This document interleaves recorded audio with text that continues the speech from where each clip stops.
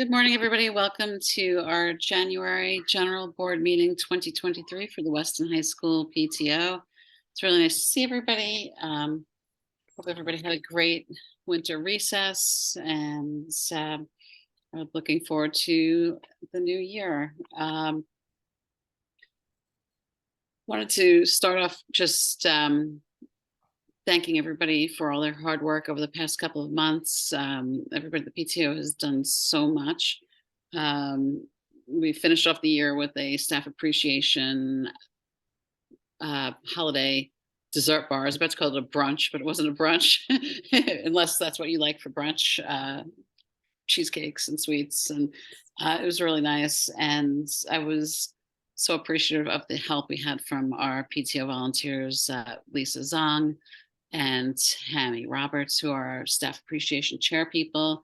They pulled together an outstanding collection of treats, desserts, some fantastic coffee, which is called Death Wish coffee. I'd never tried it before. And it was really, really good. And it was a big hit with everybody on staff. We had to make an extra urn, at least one extra urn for the demands. And that was actually donated through Lisa Zong from Teresa McCain, a high school PTO parent who was kind enough to donate that to us for the occasion. So thank you to everybody for that, and very many thanks to Jawad and Jawad, your lady who helped you, Maureen. Yeah. They came and just brought the most beautiful decor, including fresh greens from their gardens for a winter wonderland. It just looked so appealing and so fantastic. So thank you to everybody. It's a lot of work, and especially in the mad rush up to the holidays. So thank you for that. So again, appreciative of everybody's help pulling these things together. It was really special. So thank you for that. This week, obviously, we're on Zoom. The LRC was booked for another event today, and it's actually kind of nice to be on Zoom this morning. It helps ease back into the routines of the new year. So thank you for everybody for joining us here, and I hope everybody's comfortable wherever they are, home or at work.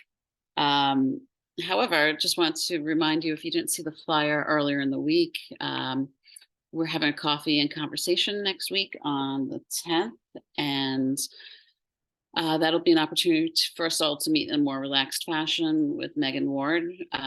Everybody's invited to come have coffee. I'm looking to bring in some more of the Death Wish coffee and some treats and goodies so we can have a relaxing meetup and meet with Megan.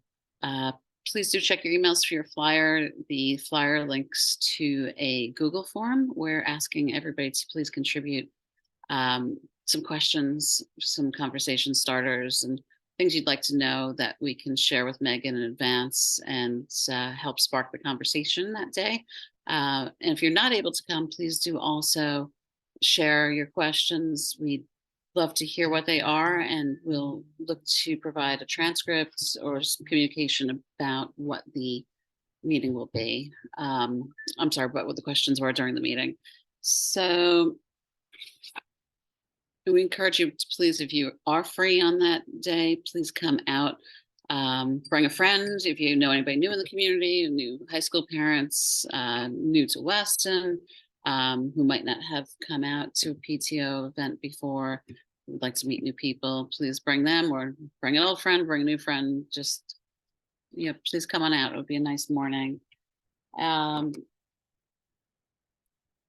So also behind the scenes, just want to keep you up to date. There's been work going on. Our Kristana, our past president from last year, has been kind enough to help kick off the planning with our Memorial Day 5K chairs, Nancy Hayden and John Agu. They're both working very hard. Kristana's given them a great overview of all things necessary for the 5K. I'm just so appreciative of, again, people putting in their personal time, volunteering, getting these things done behind the scenes, and just want to give a shout out to our team there, because um, our 5K is our biggest fundraiser every year, and it's really important. So thank you for that. Also behind the scenes, we've had our class of 2024 parent reps working very hard to produce this year's Memorial Day exam kit. It's the midterm survival kit, and they've been assembling that, putting things together, doing all the planning, looking for some volunteers. If you're 2024 parents, on the PTO Facebook page, you'll have seen some requests going out. I know Carly will give us some more updates on the specifics later, but I just wanted to give a very big thank you to Carly, to Lauren Carter, to Casey Saucy, and Nancy Hayden again, who've been working on this so hard and behind the scenes for everybody. So thank you for that. And again, the flyers that came out earlier this week included a midterm survival kit advertisement. Today is the last day for sales, so please check your email for that and log in and buy one if you're interested in getting one for your student. They'll be being distributed the last 2 days of next week at school for anybody who purchased them.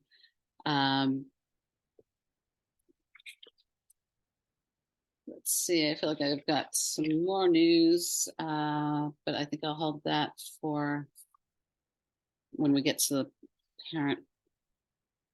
class parent rep section later on. Just want to also note that we will be looking for volunteers. Look in our next newsletter. We're looking for volunteers for midterms. We are going to be supplying some treats, including hot chocolate on 2 days between the morning and afternoon sessions for our students during midterms, and as well as that, alternating days will provide some small just little treats to grab and go as they're transferring between exams. So I think we'll put out a sign up genius and ask for some volunteers for that. So please be on the lookout for that in the newsletter. And if you'd like to, if anybody wants to get ahead and send me an email, you can do that too if you'd like to be a part of that, helping out during midterms. That's all for the main updates. So I think we'll get into the main part of the meeting today, and I'd like to ask our treasurer Mona if she could share her financials. And Mona, I'll share my screen and pull up your financials. Okay, thank you, Joanne. Yeah, that'd be great.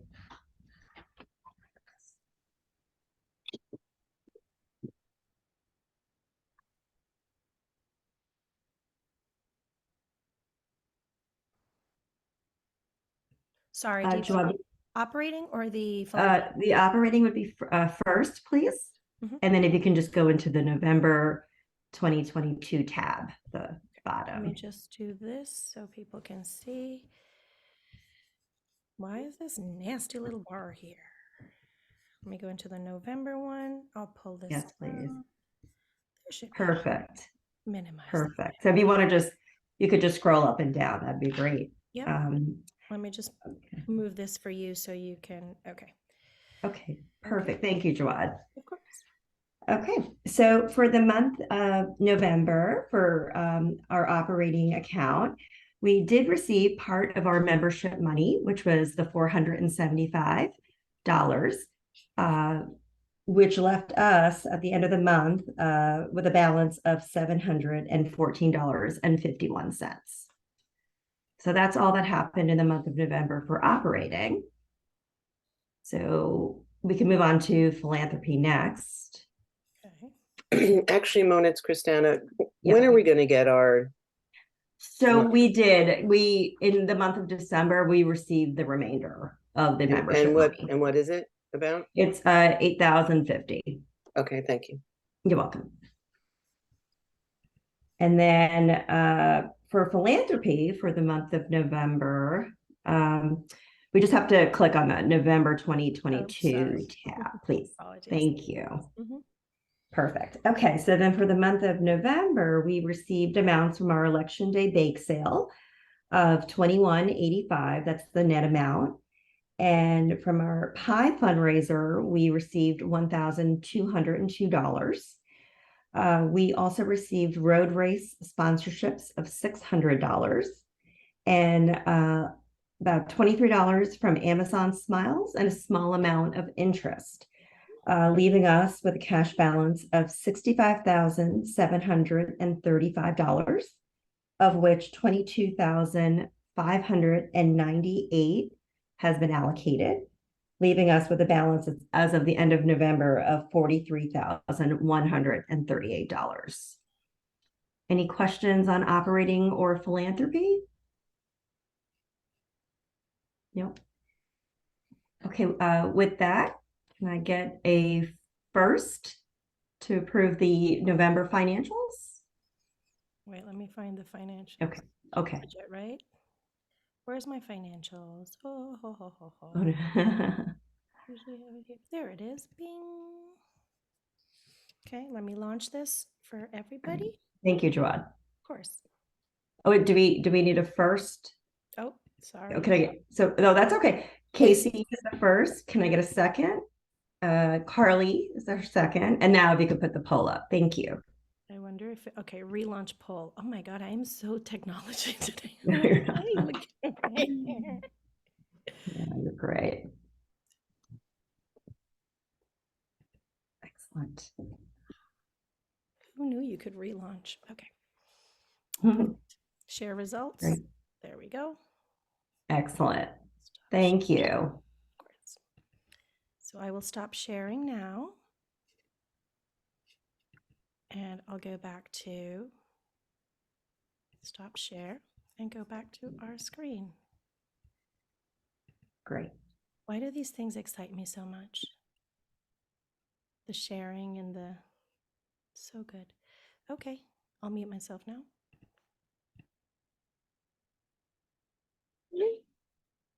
All right. Well, thank you so much, Mona, for doing that. I appreciate the presentation.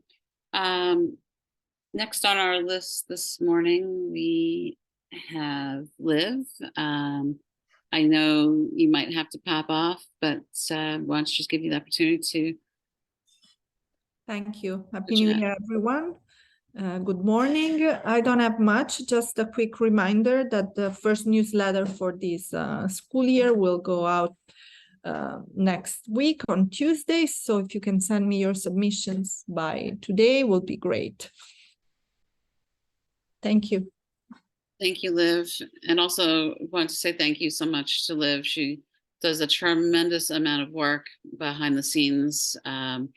Nobody probably realizes how much effort goes into producing our newsletters and all the flash communications that go out. So thank you again, Liv. It's been a great first start of the year, and our newsletter looks fantastic. And Thank you, everybody's so well Christine. informed. So thank you. Thank you. So thanks again. And Casey, wants to know if you have any updates to share with us today. I do, and I'm excited to have photos. I'm sorry I don't have photos this morning, but the mats have indeed been delivered, the yoga mats to Mr. Duran's class, and they are in use. And I believe that he has a plan to offer them up for students to come during Take 10 to have a few moments of mindfulness. So that's very exciting. And Megan, you and I can talk offline about how to get you guys reimbursed, and then Mona, I'll be seeing you for that philanthropy budget. So, so that's really it. We're waiting to hear about the cart, and obviously the vinyl installation on the front of the school is weather dependent. So that may be a little bit before they can do that installation. But that's it for now. Thanks so much. And JC, are you still online? I am. Awesome. Hello. I know Do you had a you bit like my news for t-shirt? us.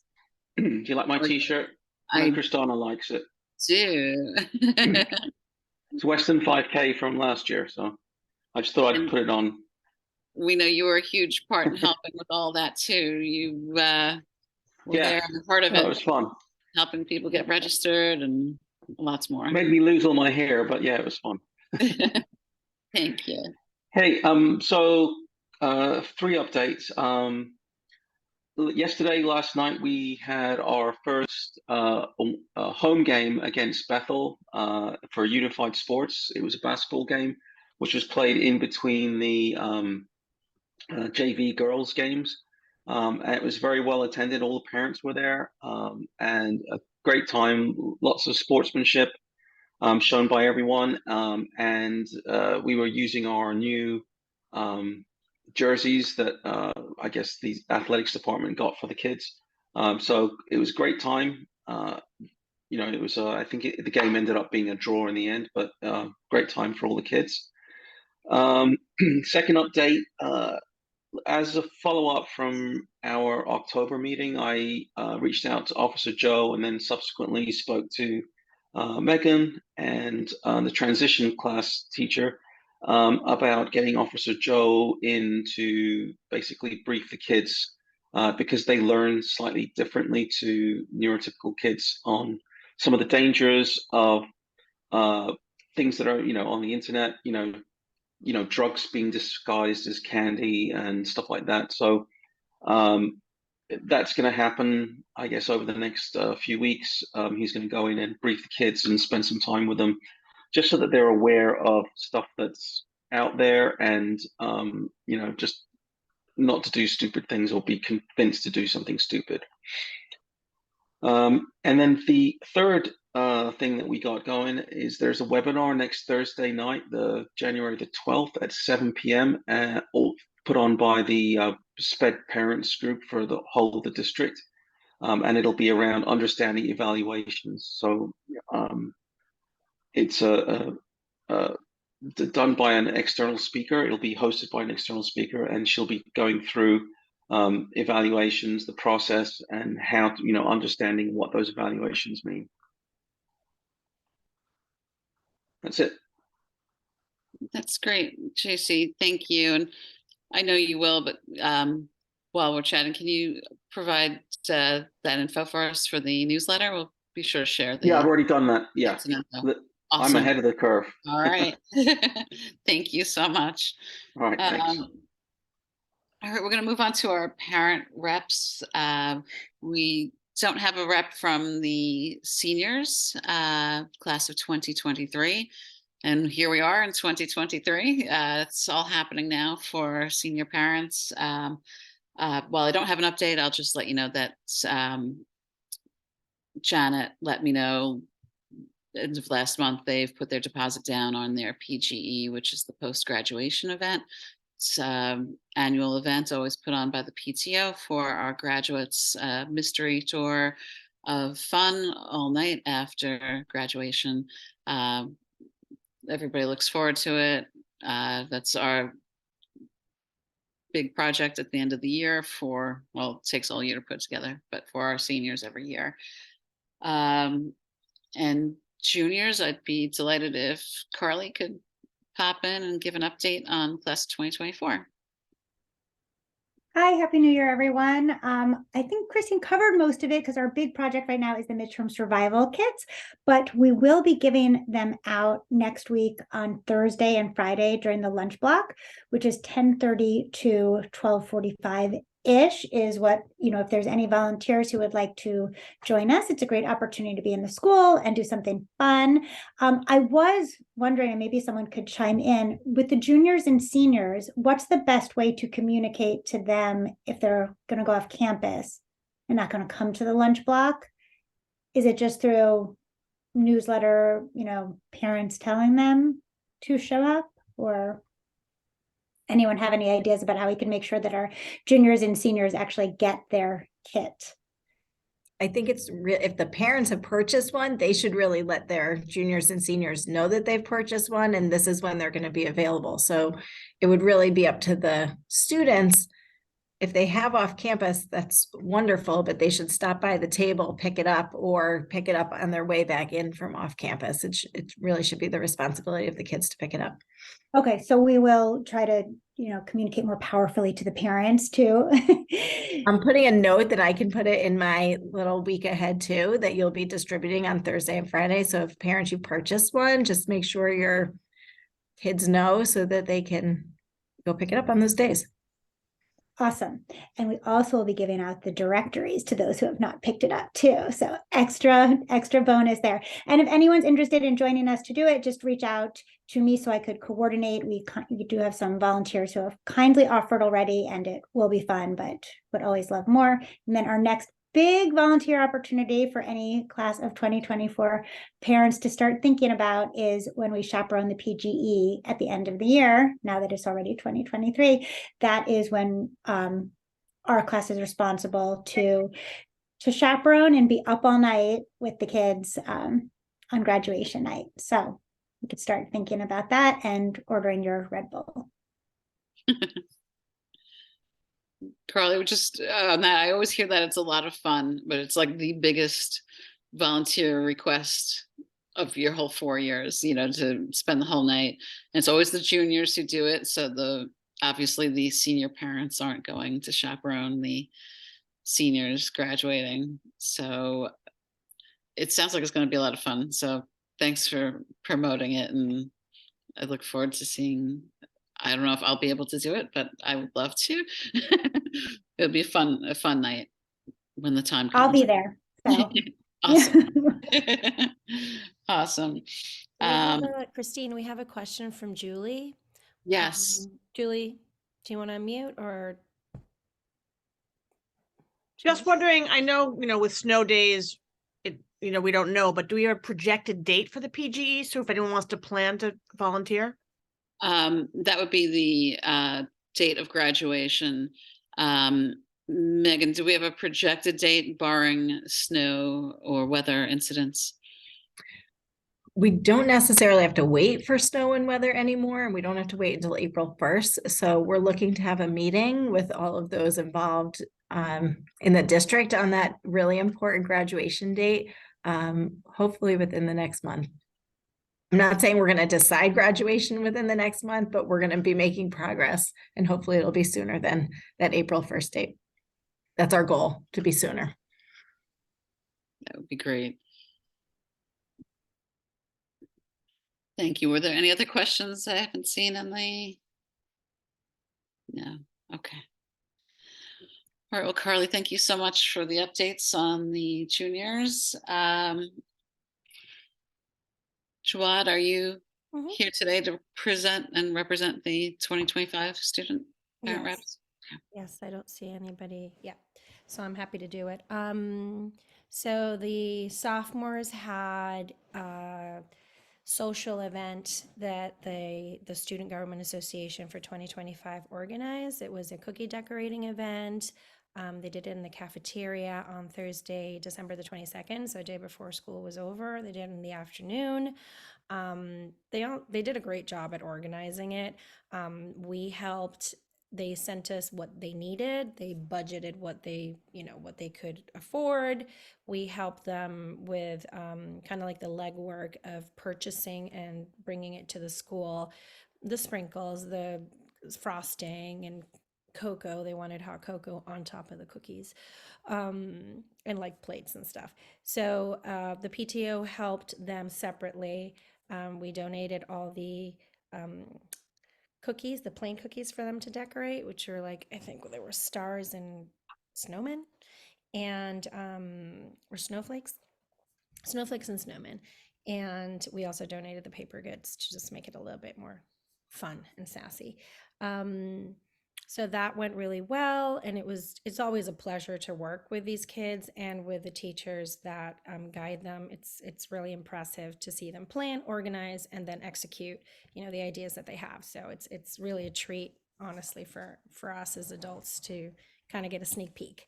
Besides that, we also were invited to their last student government meeting. In that meeting, we we asked them to work collaboratively in giving us ideas of activities that they would enjoy, to like infuse a little bit of TLC and fun into their week, into their year. And so we haven't received any feedback just yet, but we're coming back from the break. So we're on that page with them as well. And we'll probably remind them again.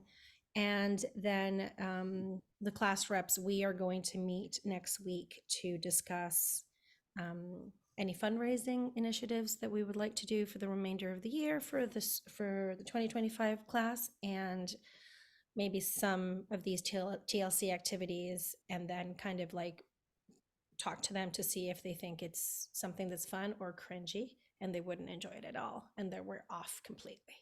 So that's where we are with 2025. Thank you so much for that update. I don't believe we have one of our parent reps from the freshman class of 2026, but I do have news. I've been chatting with Ann Kyle, who is one of the PTO parent reps for 2026. She's, alongside the rest of the team, coordinated a social event for dads who are parents of freshmen this year. Don't have the flyer up right in front of me, but that's going to be on Thursday, January the 26th, 5:30 to 7:30 p.m. She's already shared a flyer with Liv, which we'll be sending out in our newsletter. It's a dads only event. It sounds like a nice time. Liv, I'm having trouble pulling up the flyer right in front of me. Which restaurant is it at? The Reading. Yeah, give me a second. I'll pick up. The Sorry. Roadhouse, Reading House. The Reading Roadhouse. I think it's called Reading Roadhouse. The one that's on the way up to Reading from yes, it's the Reading Roadhouse, January 26th from 5:30 to 7:30. Freshman Dads Happy Hour. Awesome. So many thanks to the team there for putting that together. I think it'll be a nice time for the dads to get out and connect as freshman parents. So thank you to the 2026 reps for coordinating an event like that. Just want to circle back. I'd added to the agenda an item from Lisa Zong, our staff appreciation chair. Our co-chair, she had a report to share for our most recent event, and she's emailed that to Jawad, who's kindly offered to share that on her behalf. Sure. Thank you. Yeah, you covered most of it in your opening remarks. It was in regards to the dessert bar, and how like we had gotten some really good feedback from the teachers, so I'm not gonna repeat. You said it beautifully. And also the Death Wish coffee, apparently, yes, was an absolute hit. So thanks to that PTO member, Theresa McCain, who kindly donated that. That was very nice, and I'm very curious about the coffee. And then there is a smaller event coming up in April to celebrate our paraprofessionals on National Para Day. So Lisa and team are working hard to kick that off and then execute that event. And that was it. Thank you for that. Appreciate that. Next on our agenda, I'd like to welcome our principal, Megan Ward, who I am so happy to see here at every meeting. It's so kind of you to share your time and make it to all the meetings. So thanks for being here this morning. I love being here. Thanks for all the support you all provide and everything you do to support the school and our kids and our teachers. The dessert bar was so beautiful. It was really such a nice addition to the week before our break. So thank you so much for that. It was a big hit. We had a busy season before the vacation. So I think the vacation was a welcome rest for all of us. And I hope folks were able to get out and see all of the concerts. And a special note, I don't know if anyone was able to attend the jazz night as well, but the jazz band was really set up with the, I don't know what you call them, but it made it look like kind of a big band event with like beautiful lights and in the cafeteria in a cabaret style. It was very, very cool.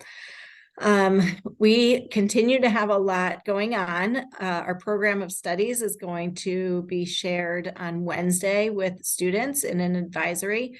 I also shared with families in that week ahead that our advisory, we've started to have that weekly.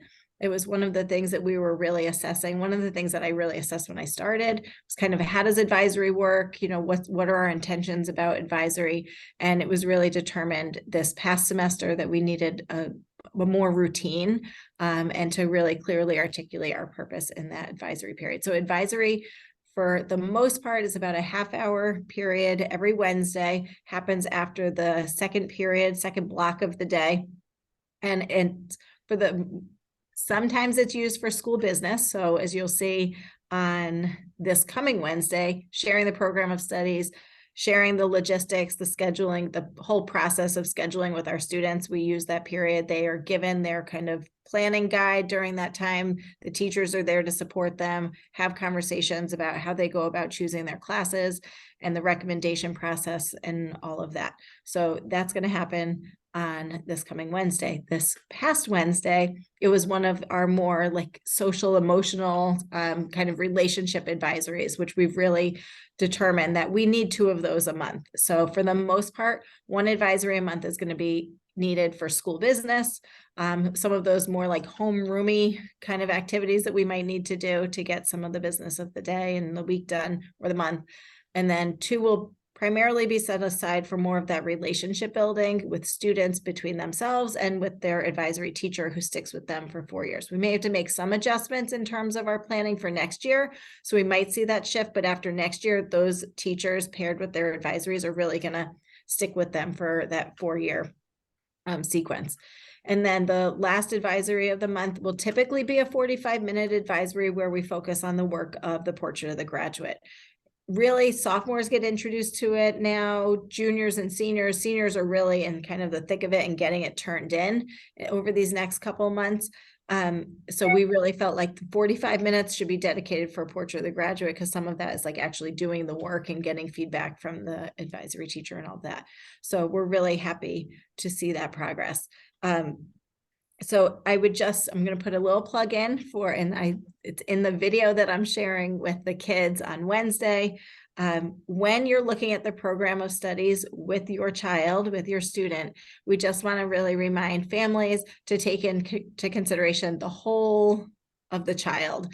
Really think about what your kid does outside of school. I know I have 2 very busy kids who I don't know how we get to where we get to sometimes every night and weekend, but I have to look at their daytime schedule and look at the classes that they're recommended for and look at, even though they're recommended, what really is feasible and healthy for them to then enroll in. So while your child could be recommended for all honors classes, it doesn't mean that they have to take all of those honors classes. Teachers don't consult with each other when they make those recommendations. So the English teacher who's recommending your child for an honors course does not know that the math teacher is also recommending your child for an honors course. We, of course, I don't want this to be misconstrued as that we don't have high expectations for our students, but time and time again, I am asked about what we're doing about the social emotional toll that school today and high school pressure, college, what are we doing about that? What are the schools doing about that? So through the advisory work, we're addressing it, but truly it comes down to those conversations that you are having as a family, the expectations that you're setting for your children, and also looking at your kid as that whole child. Really, what is the amount of time beyond the extracurriculars? Like kids have violin lessons and sports club coaching and all of that going on. So when you look at the totality of their day, how much I think the extracurriculars are super important.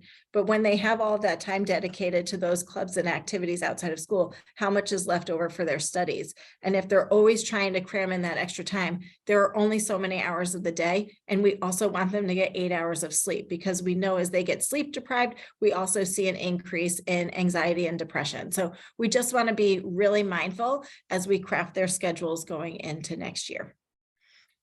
Also knowing that when it comes to the college process, we can all set our kids up for success. And often when it comes down to those acceptances, all of these kids applying to these top tier schools at some point look the same. And that is out of our control. So working on kind of those acceptance reminders for ourselves and for our kids. You can work so hard, you can do your best, you can do all of the right things, you can have the highest GPA you could have gotten, and still it may not turn out the way that you envisioned, but knowing that there is the right place for everybody, and everything will end up okay. And we want you, our goal is that you're going to be a healthy adult. I think I said it in my week ahead this week, that you're a healthy adult that has defined your success on your own terms, right? And that's ultimately what we want to empower them with. So I'm proud. This is like my mantra. I can't say it enough, because I'm always asked, what can we do? And ultimately it comes down to recognizing the capacity of 14, 15, 16, 17, 18-year-olds, right? And they have more on their plates, I can tell you, than I certainly ever did. And I think most of us ever did. So sometimes we have higher expectations than we should about their ability to use those executive functioning skills that we know are not fully developed until they're 25. So just want to keep that at the forefront of our decision making as we head into building those schedules and selecting what we want to take for next year.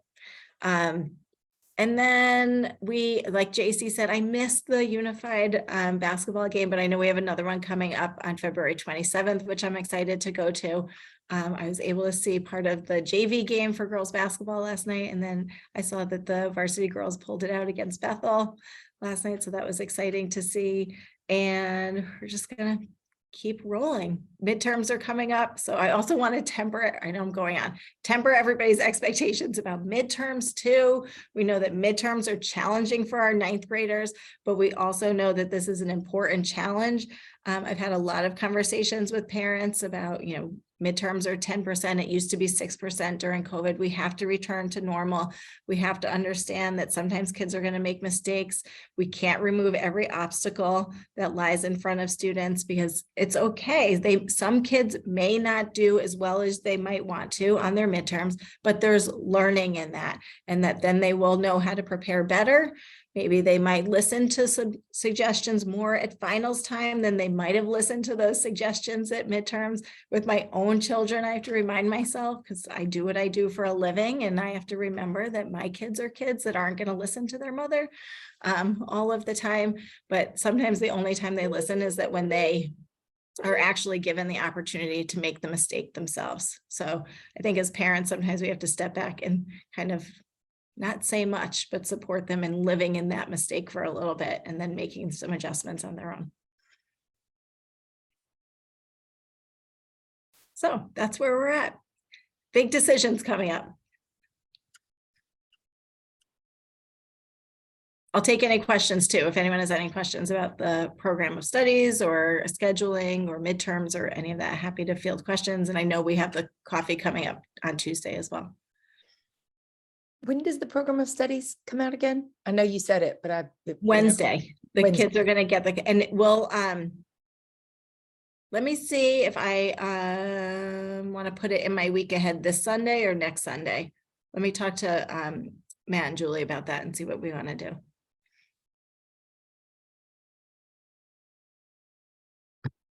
Anybody else have any questions for Megan before we turn back over to Jawad? I don't see anything coming up. So just want to, as I've been doing as we go through the day, say a big thank you to Jawad, who's our VP, who has been doing so much behind the scenes. Just like everybody here, there's a lot more going on than anybody knows. And Jawad goes above and beyond as our VP as a class of 2025 parent rep. She's been putting together our whole schedule of guest speakers this year, and she's done a fantastic job. We're really excited about today. We have Jamie Charles and Ms. Lucia coming, and she's already lined up Mr. Durand next month.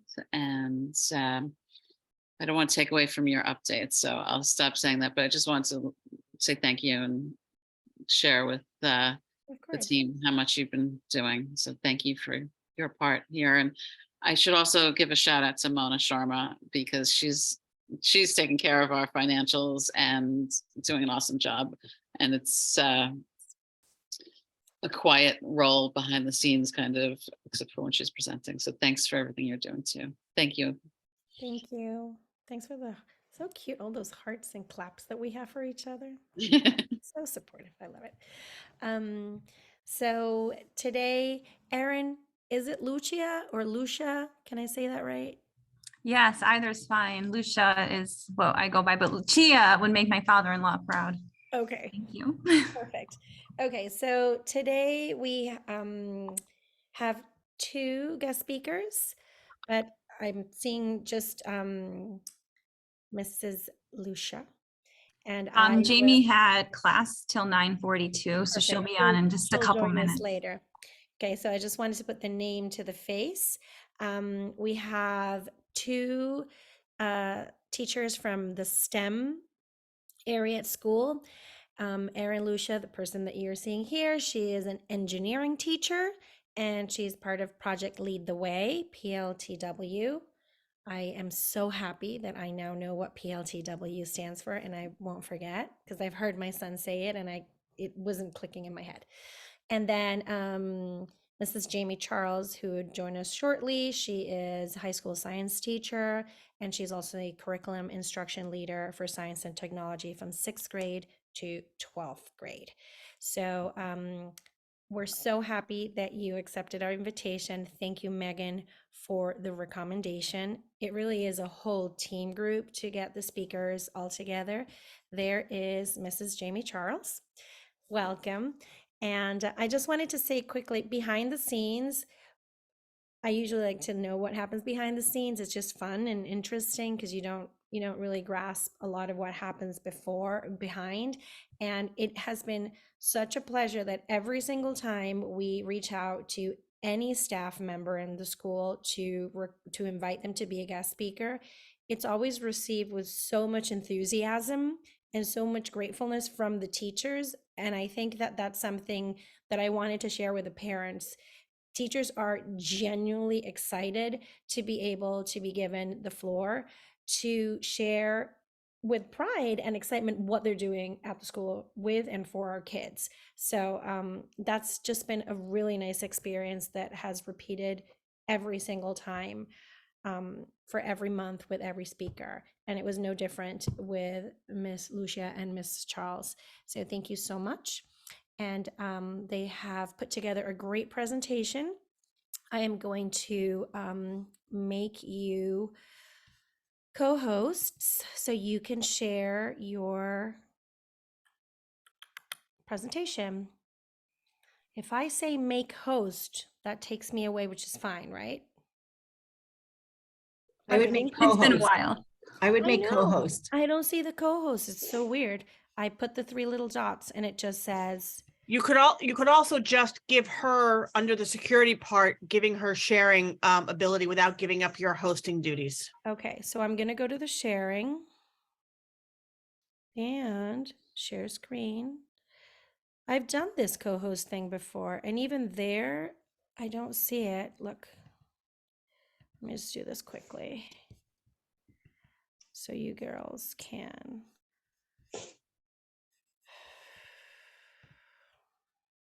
Okay, I'm sharing my screen. That's the presentation, but that was more of a backup because I do want them to go at their own rhythm. Where is here? I'll stop sharing. Let me try this one more time. And my tech guy, aka my husband, is in a conference call. So I will just make you? Well, you can make them a host and then they just have to make you the host again before they leave. Okay, okay. So I don't know if I can make two people host at the same time. By common sense, I think not. So Erin or Jamie, who do you want me to make host?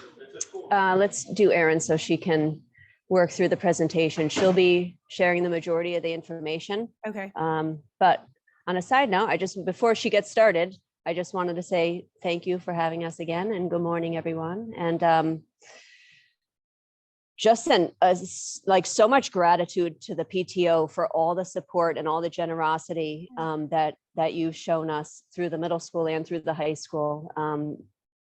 There's so many times that I feel like there's so many times I've reached out to you. I feel like guilty doing it like year after year, but that support is always there. And that's just awesome from, even at the middle school with some of our tech engineering classes, even to get like more equipment or more storage or more 3D printers. And I think that's what we did here too, right? 3D printers and VEX equipment and our trout in the classroom. It's like, there's so many initiatives that we have and abilities that we have. And we're just so appreciative to the support of the PTO. So thank you from the bottom of our hearts. And we look forward to sharing the cool stuff going on at the high school. But again, Erin will be doing most of the sharing. So Erin, take it away. Thanks, Jamie. I share your sentiments wholeheartedly. Let me see if this will work. Nope, it still says host disabled screen sharing. Yep, I'm going now.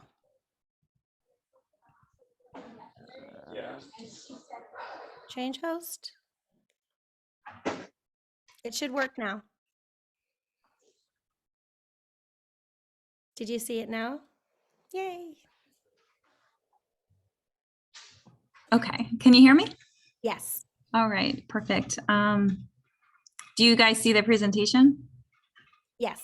Okay, great. Thank you again for having me today. I again just share Jamie's gratitude. You've provided so much for my students, and I feel very guilty sometimes asking for help when I feel we have a smaller program, right? It's a niche program at the high school, and it's not hundreds of kids that are being affected, but the kids who are here, I think you'll see from the presentation how awesome they're doing.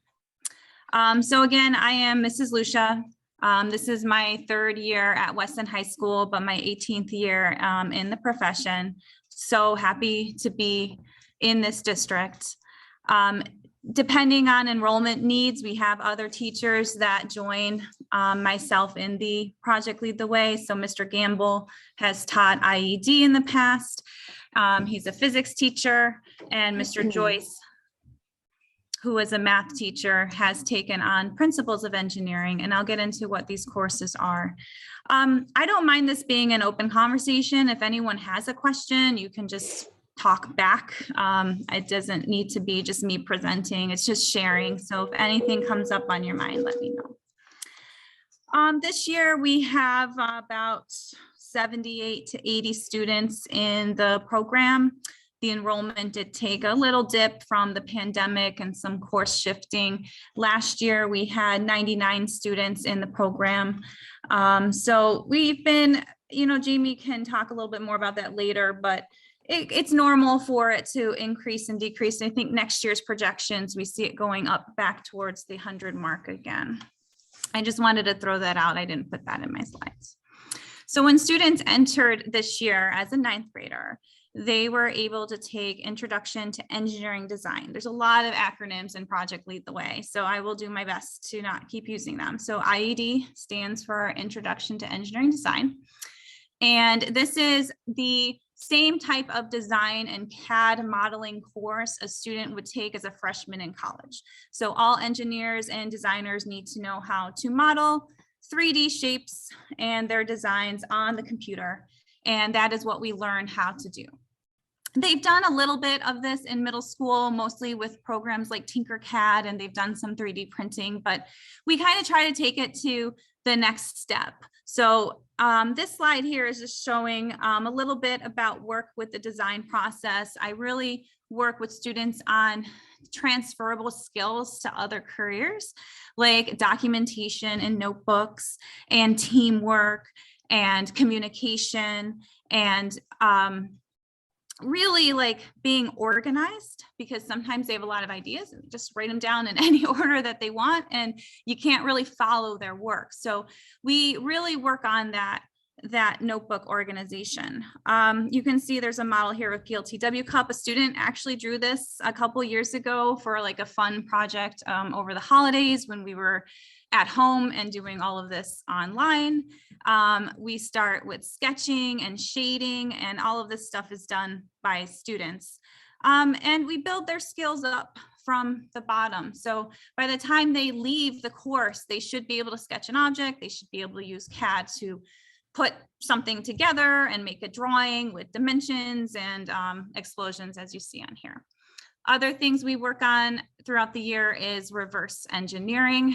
I think probably in another month, they get to take coffee makers apart and little wind-up toys apart and really dig into mechanics of things. So it's not just CAD modeling, but it is a large part of the course.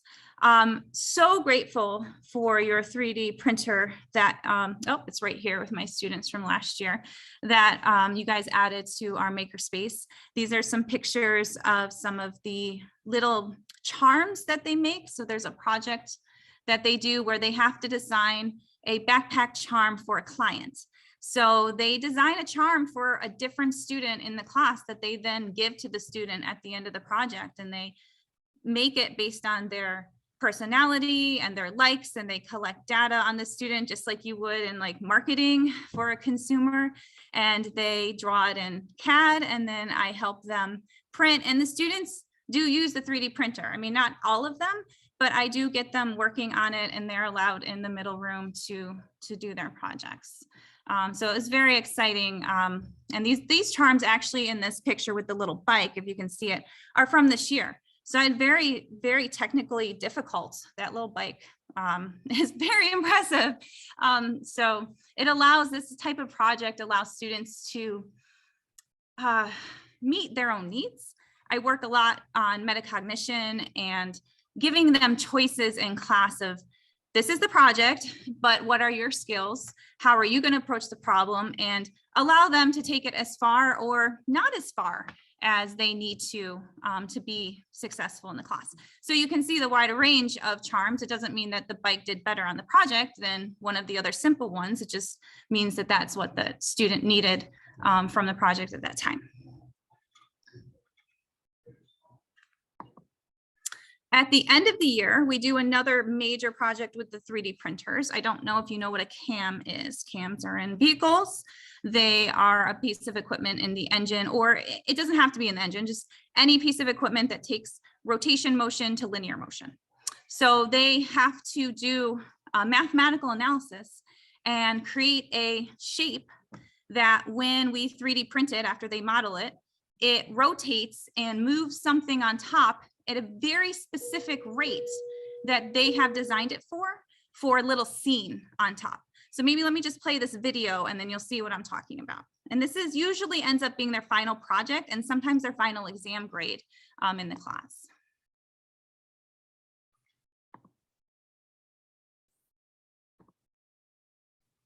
So this one's a sewing needle. This one is a butterfly. Lego people fighting. Dragon, that game at the amusement parks, right? Clouds raining, ninjas, and a boat on water. Hopefully everyone was able to see that. Yes? Yeah, okay. that was awesome. Yeah, isn't it? It's really fun project. And we do that project Q4. So it's kind of cumulating of like, they have their notebooks, they're documenting their work every day, they're designing, everyone has criteria and the same constraints, but you saw each project was very different. It's kind of like organized chaos in my classrooms because it truly is everyone kind of just doing what they want. And so it's very exciting and they are very proud of these projects. Not all of them work, but that doesn't mean they're going to get not an A, right? They can get a very good grade on the project. Part of engineering, and I really try to say this almost daily, is it's okay to fail. don't get me wrong, it's not okay to not turn in your work or do what's expected, but a lot of engineering is failing and the design process is iterative. And if they don't get over that hump of being okay with having to accept feedback from peers, accept feedback from me, redesigning, they're not going to have successful projects like you just saw. A lot of those projects failed the first time and we reprinted, we did other modifications, and the students learn how to persevere in the class. Another project we do this year, and this is this year's students, is some projectile launchers with very consumable type equipment. And they are charged in a very short time to build and design a projectile launcher to take a little tiny beanbag and project it as far as they can. And this student, Noam, he made it go really, really far in a short amount of time. Very impressed by his work. And I have permission from all these students. They okayed all of this for you guys, for me. He had to go outside because it was going too far for inside. So again, just showing a testament to what the kids are capable of. Jamie, did I miss anything for IED before we move on? And I know I'm the teacher, but sometimes when I'm talking, all in all, I think when the kids leave the class, they have a very firm handle on the design process and the introduction to engineering, and they are able to use the computers for CAD. This year we offered, like last year, computer integrated manufacturing. This course is for 10th through 12th. We talk about the history of manufacturing, engineering ethics is, so I think the current project we're doing right now in class, we're doing ethical dilemmas and design flaws and ethical disasters that have happened in the world. We still do our engineering design. We still are documenting in our notebooks. We still do a little bit of 3D CAD modeling.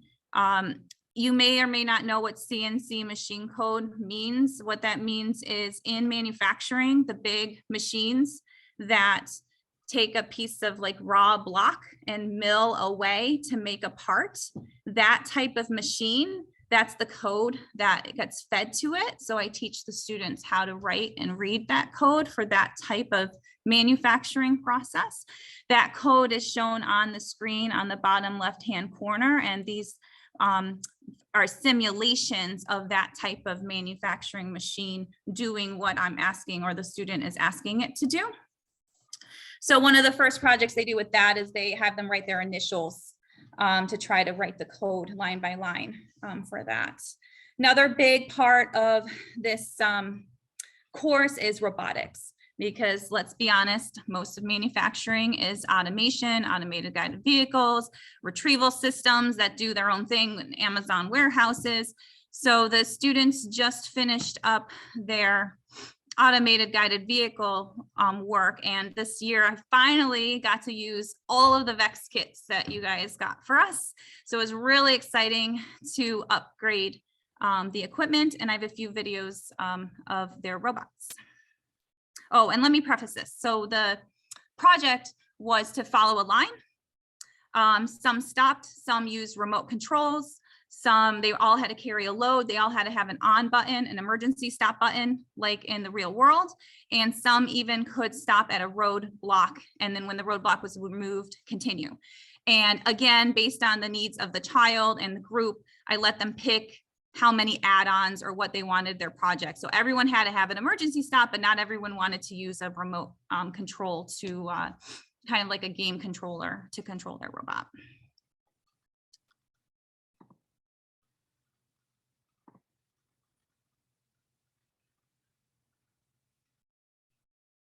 So this robot was very successful at the robotic, the controller handling, and they worked at allowing it to move in pretty much any direction that they wanted to spin it or move it diagonally. This group, I believe, was successful at following the line. So this is doing it all autonomously. They just pressed play, they pressed their go, and it is following the black line on its own without any student interference. And I think it should stop when it gets to that roadblock. Yep. They remove the roadblock and the robot continues. So this group, they were thrilled when this was working. I was very, very astonished every year how good these kids are. And what's really nice about this program, it doesn't really matter which Project Lead the Way course, it does build off other courses we have at the high school. So a lot of these kids who had more intricate robots are also in coding classes here in the other departments. So they can use a lot of that knowledge in my classes. Erin, can I ask a question? Yes. Well, first, it's like blows my mind. It's amazing, and it's very cool to actually see it in like real. What's engineering ethics? Is it like if a bridge fails to stay up, and then you, in hindsight, research how that was built, or if a building, like what does engineering ethics? Sure. That is absolutely one part of it, but it's also just as an engineer, are you always bettering the profession? Are you marketing a product that meets failure requirements or defect requirements? Okay. Are you a reporter, and are you reporting truthful information in the media? So it's everything from safety of products, and yes, disasters. When a bridge fails, there are ethical disasters. If the condominium, unfortunately, that collapsed in Florida, that was all over the news. Yeah, I mean, there's going to be a lot of research into who was in charge of the upkeep of that building and the structure. Right. Some things fail and it was no one's fault. That doesn't mean the person wasn't being unethical, but that's why we have a lot of lawyers behind everything. But yeah, so the students right now are diving into all of those little aspects. So they just researched a product like, I don't know, I found nail polish that has a substance in it that's banned in Europe, but it's not banned here. So they picked a product, and we talked about the ethics behind that. And then their next presentation, because we do a lot of showing and telling. I don't want to say like presentation. It's the kids get information and they share it with the class. They're going to do ethical disasters. We have the Challenger shuttle coming up. We had a kid who did a Tesla fire. We have the bridge collapses. We have Johnstown flood. We have a lot of things that come up over the years, even going back to the 1800s. So yeah, it covers all of that. It's so interesting. That's great, because it's not only the actual hands-on, which is great, but it's another aspect of engineering that they might not necessarily know about, because I think engineering can always kind of connect to like making or unmaking, disarming something, but this is a whole other section that can just open their eyes to a different career as well. Yes, and there are engineers that don't touch machines. They work on how the company is working. Right. Yes, they work on the ethics. And we even talked about, just yesterday, how cultural biases can affect ethical decisions, and how there's canons of ethics that all engineers have to do no matter where you are. But then there's these ethical questions in our world that if you have a certain religion, you might not agree with, and where does that fall in ethics? So it's a really large question and poses a lot of good questions for them. Thank you. You're welcome. I think this might be a repeat. I'll show this one. This student, they were having trouble with the equipment that I suggested, so they changed what they wanted to do, and they changed the line to a color. So no joke, I went out and bought colored tape on their request, and they followed a rainbow line.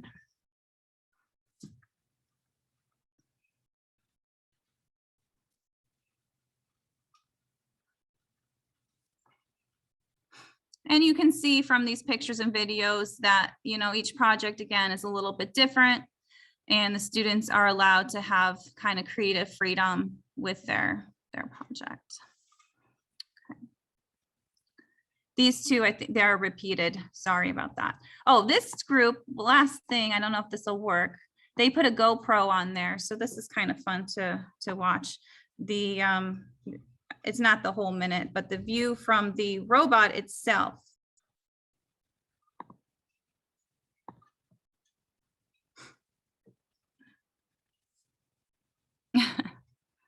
Yeah, it's really fun class. That is so cool. Okay. Let me get back to the presentation. So all of that was the new VEX V5 equipment. So thank you, thank you, thank you. Okay, moving on, Principles of Engineering. This is a course that is offered, this year was offered to 11th and 12th graders. Next year it will be offered through 10th through 12th. We can talk about that a little bit later as Megan was mentioning changes. This one is one of my favorite courses because it allows students to dabble in a lot. It is like the exploration of engineering career fields. We dive into something and then in a couple of weeks we forget about it until the midterm and the end of the year. So students did some work with simple machines. Simple machines are things like levers and pulleys and wheel and axles. They made compound machines, which I have some videos of later. They, again, every year that students advance through this class, you can see the notebook documentation from some of my students with their daily project and progress. We do circuits, and this is the first time that they take a little LED and wires and a breadboard, like you can kind of see in the gray and white picture on the bottom right-hand corner, and try to make a light go, and then they incorporate that circuits into a winch design. A winch would be something like on the back of a 4x4 or a tow truck that hoists or pulls something. So we do that at a very smaller scale. I'll show you a couple of those videos. We just did our energy unit. We just got done with thermodynamics equations. We do statics, and like you see the bridge with all like those force arrows on it. So we do a lot of like the beginnings of material science and what mechanical engineers need to know. And then we move on again, and robotics will come back. There's another robotics unit, very similar to in sim, but we have different projects they can do, but still using the robotics equipment. Energy transfer, we just did an alternative energy project. I mean, I know I'm missing stuff, but it's really like the kids leave the class and they tell me, I never really knew I hated circuits. I thought I wanted to be an electrical engineer, but I really like thermodynamics. So now I want to look into aeronautical engineering or something like that. So it's really good career exploration for them. This is a picture on the left of a little vehicle that is powered by light and water. So we just did a alternative energy unit. So unfortunately with the solar orientation in the winter, we just use lights in the classroom, but the solar panel essentially charges the fuel cell that is run on distilled water. Chemistry happens, and then the fuel cell moves allows the electrons to flow through the motor and propel the vehicle. And what's really fun about this project is when we race, students kind of see that these alternative energies don't really harness that much power.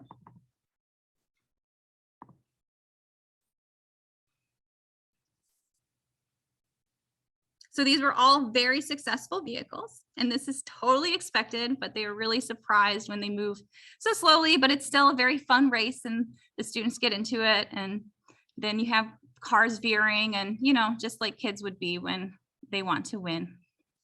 So that was a very fun project.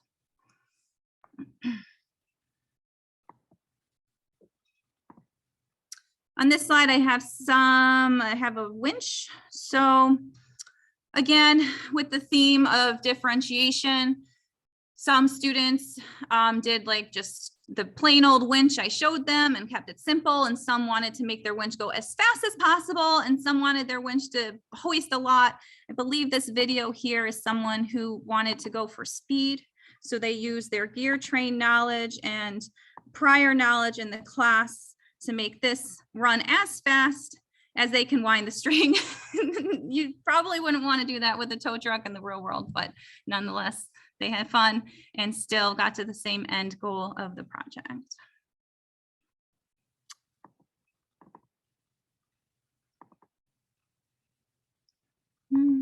That one's not working. Oh, maybe it is. This is a compound machine.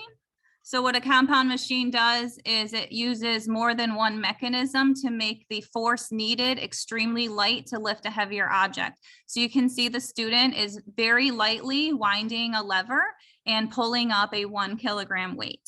So it allows them to manipulate force.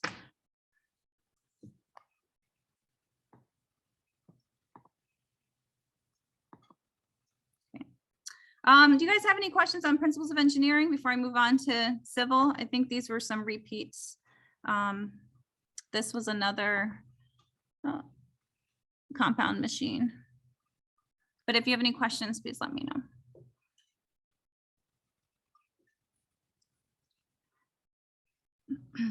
Later in the year, we'll build bridges and break them.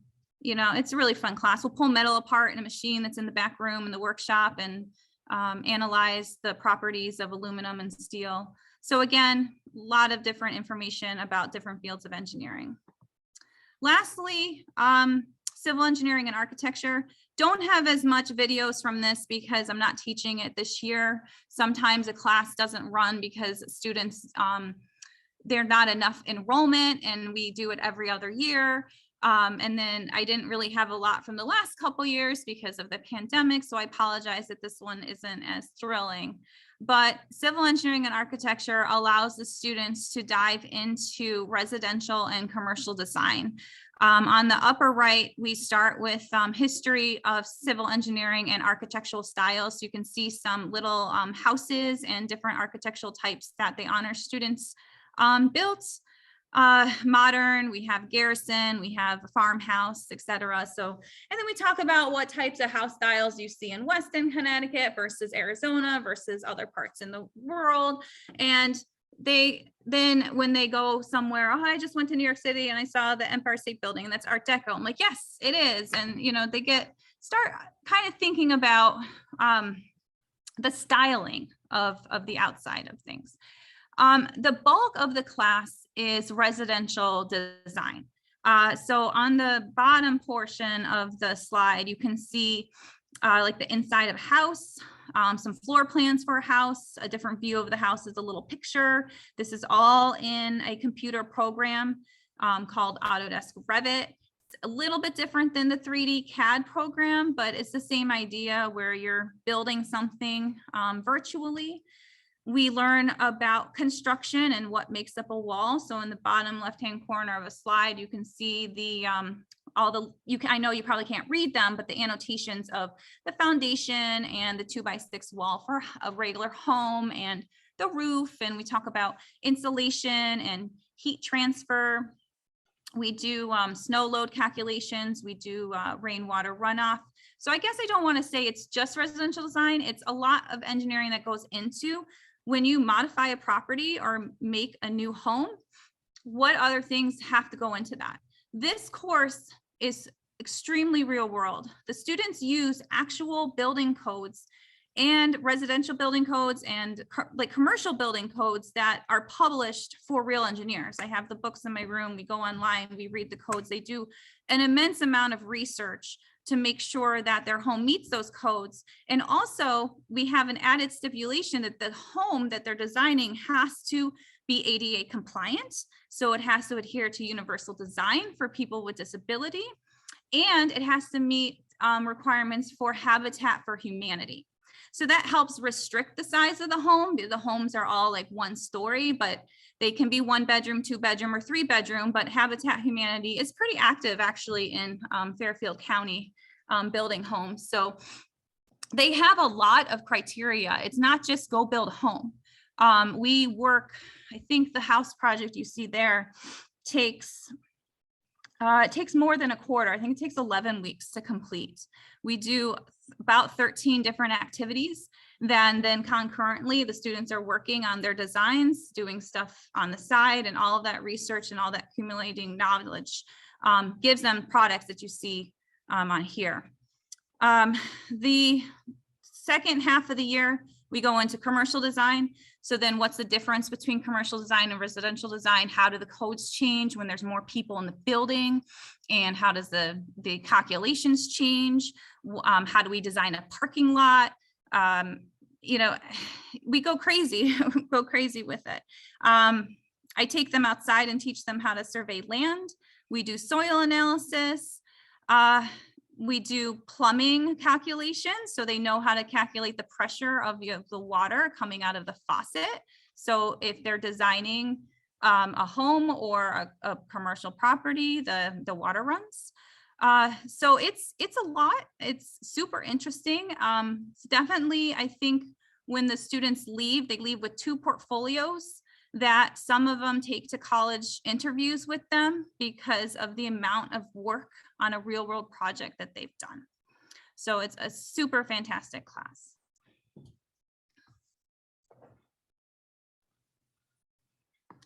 So in closing, students can earn college credit from all of these classes. At the end of the year, they take a test for free around finals week, during finals week.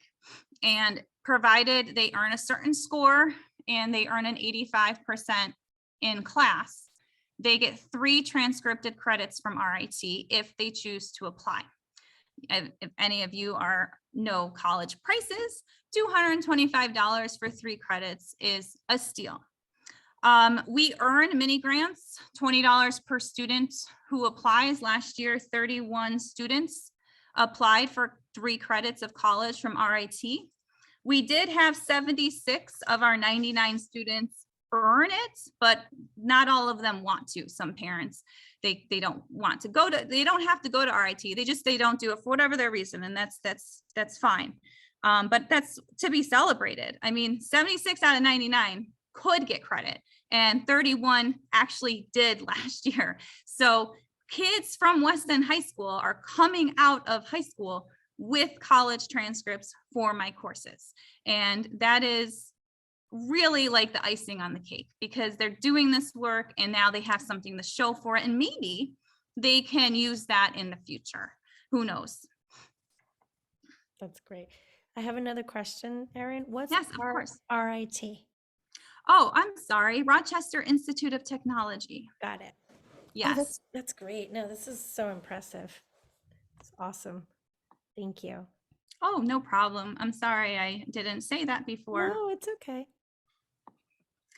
So what's next, kind of piggybacking on what Megan was saying at the end of her presentation, program of studies is coming out soon.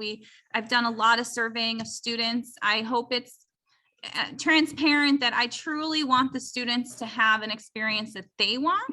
So after surveying students and looking at what we have, the courses that we will be offering next year are Introduction to Engineering Design. So that will be for 9th through 12th. We will be offering Principles of Engineering for 10th through 12th, and Civil and Engineering and Architecture for 11th and 12th. So you can see, like, we didn't offer civil this year, but we're offering it next year, and we're going to try to meet the needs of all of our students. And the VEX V5 Robotics AGV will become a project in Principles of Engineering next year. So that curriculum is exactly the same in those 2 courses for that unit. Jamie, do you have anything to add? I'm sorry, I kind of spoke the entire time. That was your role, so thank you for speaking the whole time. I think everyone who's listening to this is, first of all, like, amazed at these experiences that these students have the opportunity to get while they're here, to prepare them for success in college and in the real world. It's just, it's so inspiring.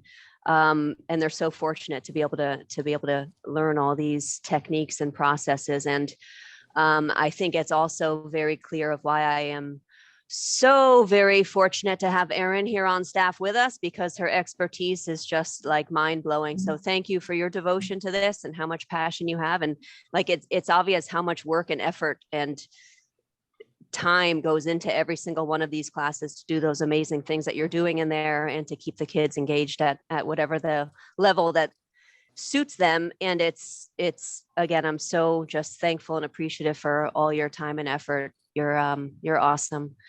Thanks, Jamie. I have a comment, if it's okay. Sure. Of course. So my daughter Rachel started with Project Lead the Way in middle school, from what they offer, and she stuck with it all through high school. And she also took AP Environmental Science her senior year, and she's now a junior at Virginia Tech in Civil and Environmental Engineering. And I do think that her taking it in, high school impacted, part of her decision to go that way. I know she was also thinking of architecture at one point, but ended up going the engineering path. And we'll see how it all sorts out. I will just say something, and both of our teachers here will know this. Studying engineering is really hard. So it's been hard, but she enjoys it. That's awesome. such a success story that we hear so many testimonies about the success that students find moving on in college and careers, about how Weston prepared them to such an impressive level compared to their peers that they find at those future levels. So that's awesome to hear. How Thank do you, I- Erin, Christina. Sorry, as we're still answering questions, it's great. I just want to make sure I do the host thing again. So if someone can help me give the host role back, or do I have to do anything? Are we good? Erin, I think you just give it back to Jawad. So if you can. How do I do that? If you hover over your picture, and there's like 3 dots. Mm-hmm. If you click those 3 dots, Mm-hmm. it should come up in that drop down menu that it says make host or I think you have to hover over Jawad's photo. oh, okay, hover over me. Let me see, I'll hover over you. But honestly, it's working fine anyway, because we can see you and we can hear everybody. So Just to piggyback on some of those comments, and also I see there was a question regarding the middle school offerings. And then so we are going to start counting to 100, up to 125. You start, go. oh, Start sorry, right here. can we Start all counting. sorry, can we all mute so we can hear Mrs. Charles better? I think we're good. Yeah, okay. Go ahead, Jamie. 14, 15, 16, Whoever is listed as JV, Yeah. you need to mute your computer. 27. And if not, Jawad, I think you can do it. I was trying, but I'm not host. So maybe Erin, can you tap over JV and then I accidentally did it to Christine. 43, 44, 45, 46, 47, 48, 49, 50, 51, 52. Can you see it, Erin? There we go. There. Okay. Yay, see? Exciting going on there. So super quick, you can hear me okay? Yes. Okay, super quick. In 6th grade, students take coding for a quarter now at the middle school. So, and the far majority of students have these. It's not electives at the middle school level. And then in 7th grade, our course is design and modeling, which really helps prepare them for the skills needed in our intro to engineering design course. And that's where they do 3D printing and other cool stuff like that. And in 8th grade, it's all based on automation and robotics. So again, a lot of the training for the coding and the robotics. We also, I'm hoping you all know that we have an awesome robotics team here, middle school and high school, very successful, robust robotics team that helps prepare them for all of these. And in addition to these Project Lead the Way engineering courses, like Erin mentioned, we do have coding opportunities. We have intro to computer coding, followed by computer coding 2 that gives students very good basis in Python and that as the main coding language, followed by 2 potential AP computer science courses that again just takes them to the next level. So really a lot of options here to help meet their needs or suit their choices as to what interests them and really set them up for success for what they want to do life after Weston. That's great. Andrew, you had a question? Oh, I just want to make a comment. My 10th grade daughter really loves Mrs. Lucia's class. It's her favorite class by far. And she said every year she's been taking these PLTW classes, they just get better and better. I mean, last year, the notebook that they have a wonderful notebook. Because there's all these designs they have to draw, it really forced her to look at objects in a completely different way. And I think that really changed now the way she sees the world and then possibilities, because then from that, then she can start to become really creative. And she wants to take science and then become creative in some sort of way with it. So it's almost artistic. And I'm glad that later on you do teach about architectural design as well. So I just wanted to add that comment in there because I think your classes are incredible. Thank you so much. That is so, so nice to hear. And yes, she's having so much fun, and I will talk to her about civil for next year.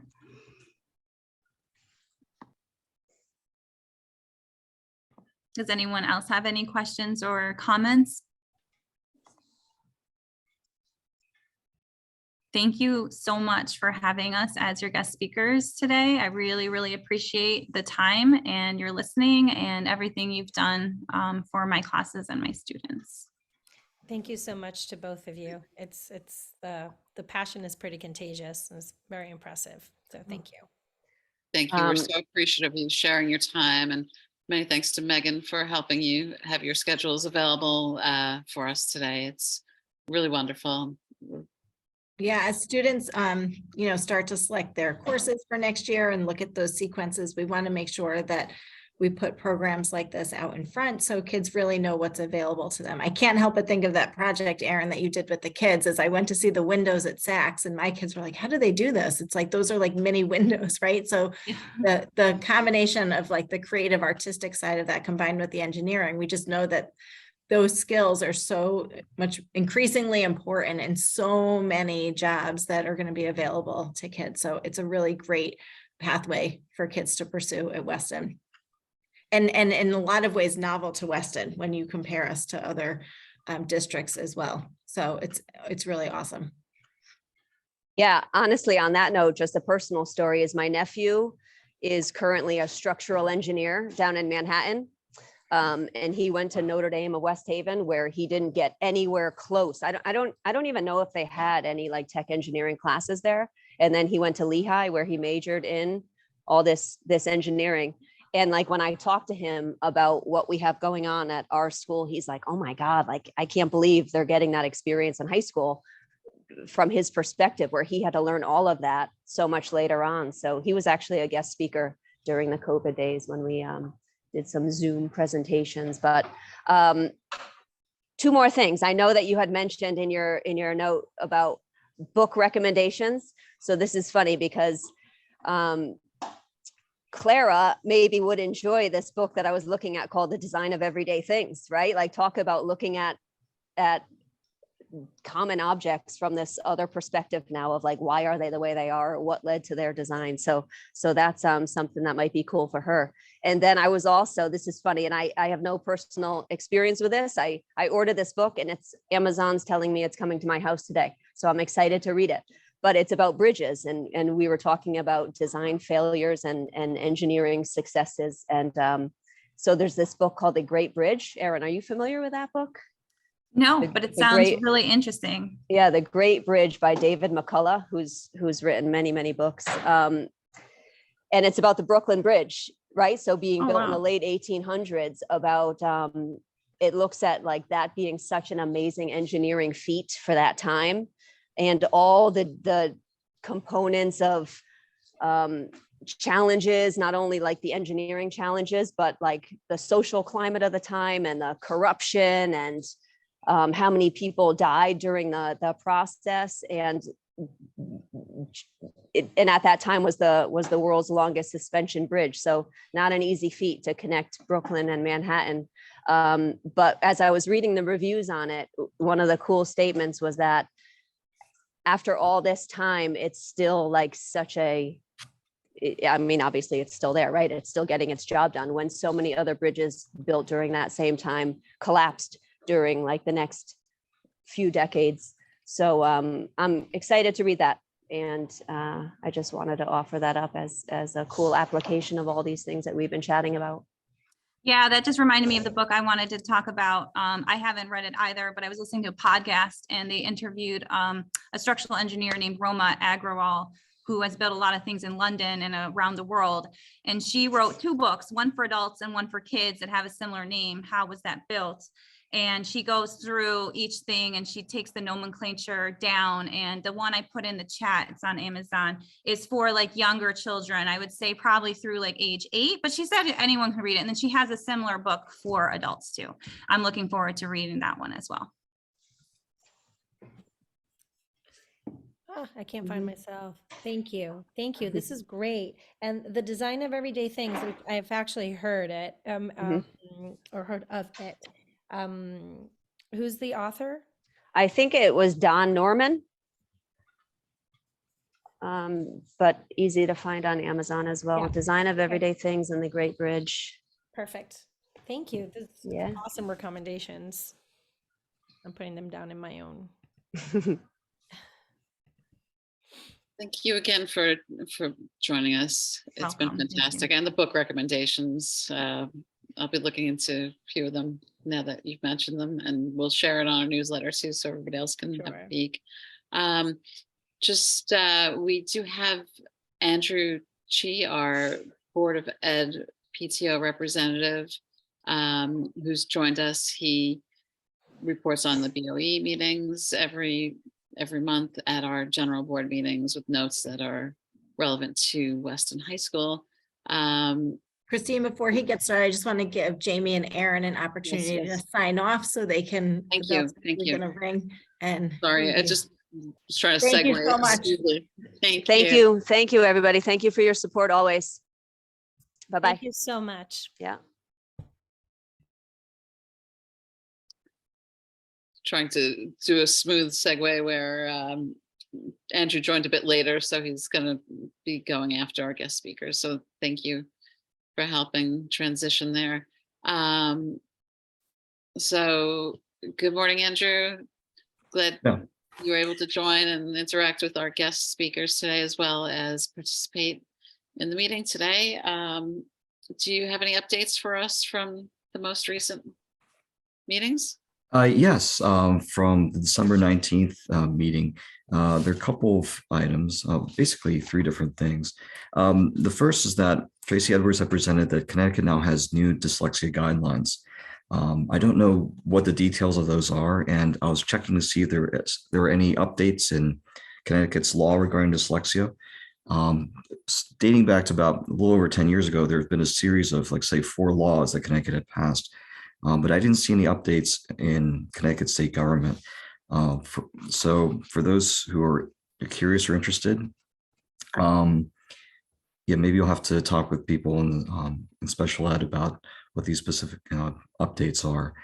And then secondly, there are some approvals from the Board of Education for 2 big trips. So one's an overnight music trip to Boston for the World Strides Heritage Performances and to see a musical.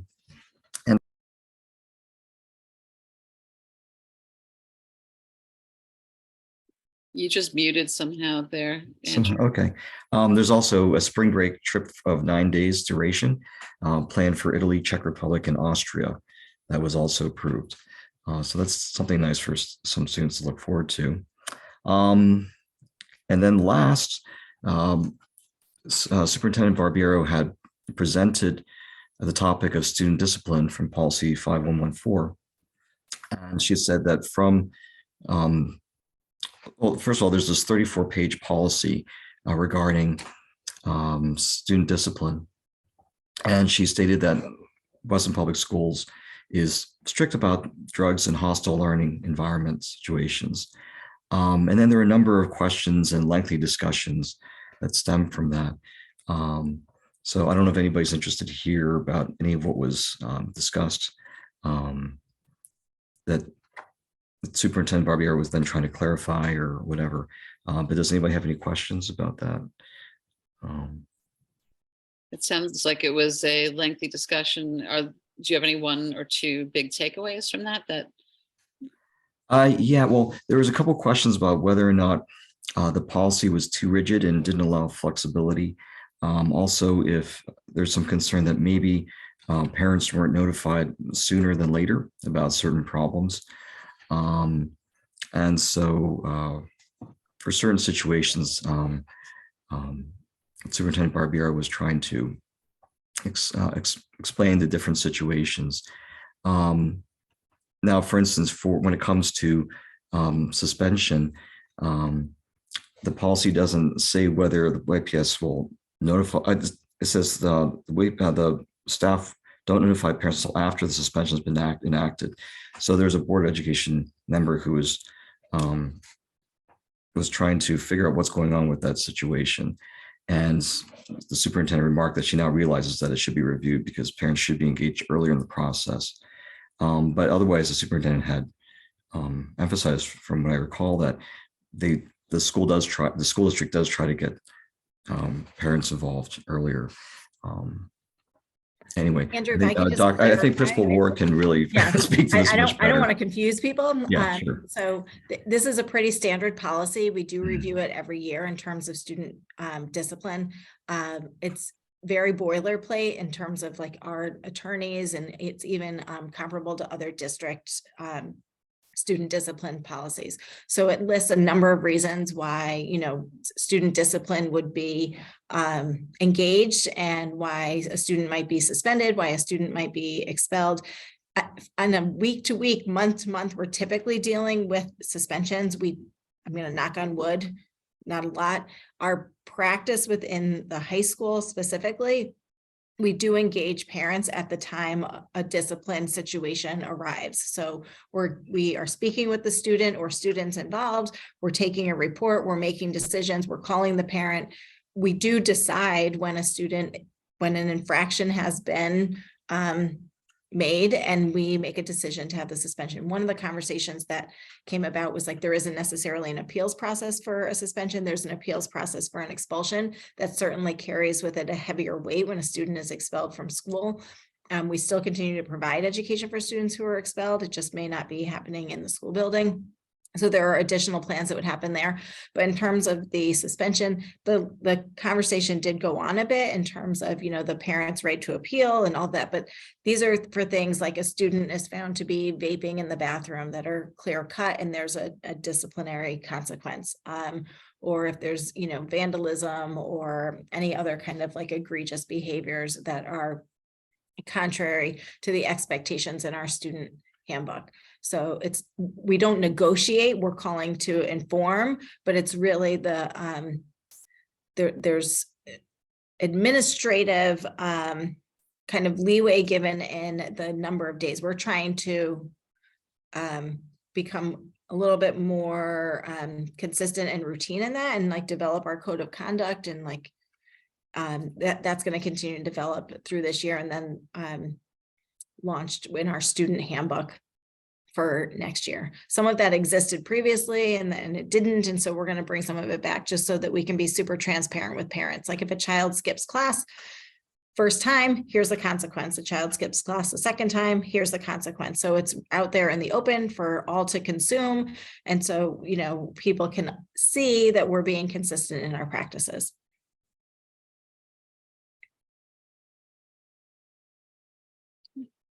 Thanks for helping make that clear what this is all about. Appreciate that, Megan. Andrew, any other highlights from the meeting or? No, that's it. All right. Well, thank you. Sure. Thank you so much. Does anybody Oh, have any? the only thing I would add, Christine, is that last night the budget process has been officially launched. Last night was just a presentation from Lisa and other administrators to the Board of Ed. And they've started their workshops. Their first one is this morning, which I obviously didn't watch because I'm here. But there's, you know, the district calendar shows all of their workshop days, as well as there's 2 public forum sessions that people can ask questions or make comments. So everyone knows this is a big thing for me that I want to see more engagement with parents to either be informed and watch or ask questions. So in the newsletter, if you could put a reminder of that and maybe the calendar of the budget process, because it's not just that stuff gets discussed with the Board of Ed until the end of the month, and then they pass it along to the Board of Selectmen and then the Board of Finance, and then, you know, at the end of the springtime, the town votes. So putting all that out there, I think again would be great, so we can start trying to get people more engaged. It's always shocking to me how few people vote for the budgets every year in town. So I'm asking for us to go at it again. So Thank you, Christina. I appreciate that. And could you send a link and the calendar dates to me Sure. and Liv, just to make it simple to bullet point and include in the newsletter? Because I think it's important to keep everybody informed about the meetings, even general board meetings. It's BOE meetings. They're incredibly informative. You learn so much more about our school and our district just by watching one of them on YouTube or attending in person during the ones that are in person. And I believe very important to be involved in the budget process and vote. So thank you for highlighting that. Megan, were you going to say something? Somebody start talking. Sorry. Yeah, I would just add that I think the first public forum is next Wednesday. There are 2 slides in the superintendent's presentation last night, which lay out the meetings, which that's what I was going to send to them. I think they're easier to get a handle on than trying to go through the district calendar, which are entered, on like a monthly calendar. That it's easier for me to see them on those 2 slides. So I think those can be accessed through the board book on the Board of Ed website. Yeah, I'll send you the just link. clip some screenshots from that or something. I'll send you and Liv the link. Yeah. Yeah. So I did have a couple of slides last night to present on the high school. We really are focused on our link crew, and that's what I spoke to in terms of our healthy learning environment and our advisory program. We don't have an awful lot of changes. We had kind of requested from the curriculum committee and from the teachers here that we were taking a pause on offering new classes. I'm new, Dr. Henkel is new, and just really examining what goes on here, looking at our PLTW pathways, our code, and like what experiences do we want to make sure we're providing for all of our students. And so we really look to next fall to be, and spring and then next fall to be our season to look to ask for new classes to be offered. So not a whole lot of change, just really focusing on link crew, our 9th grade orientation, and our advisory program. I will not be at the public forum next Wednesday, but there are 2. My son has an opportunity to play before a Knicks game at Madison Square Garden and come out of the tunnel. So I asked for a little reprieve so I could do that once in a lifetime event with him, or at least observe it. So just to let everybody know, I don't want to be shirking my responsibilities, but I'll be at public forum number 2 for sure. That's great. Thank you. Thank you for the updates on that. So does anybody else have any other questions or comments before we start to wrap up? No. All right. Well, thank you so much. I'd just like to remind everybody that our coffee and conversation meetup is next week, January 10th in the Weston High School LRC from 9:30 to 10:30 a.m. Please drop in, say hello, submit your questions in advance or in person, bring a friend, bring 2 friends, come down, have some coffee, and connect with everybody. It would be great to see everybody there. And also our next general board meeting is Friday, February 3rd, 9 a.m. 9 a.m. to 11 a.m. and it will be both Zoom and in person, as we've been doing for the previous few months. So that concludes our general board meeting for January 2023. I don't know if we need a motion to adjourn, but I'll make the motion to adjourn, and wish you all a great afternoon and rest of the month. Thank you. All right. Thanks very much, everybody. Bye-bye. Bye.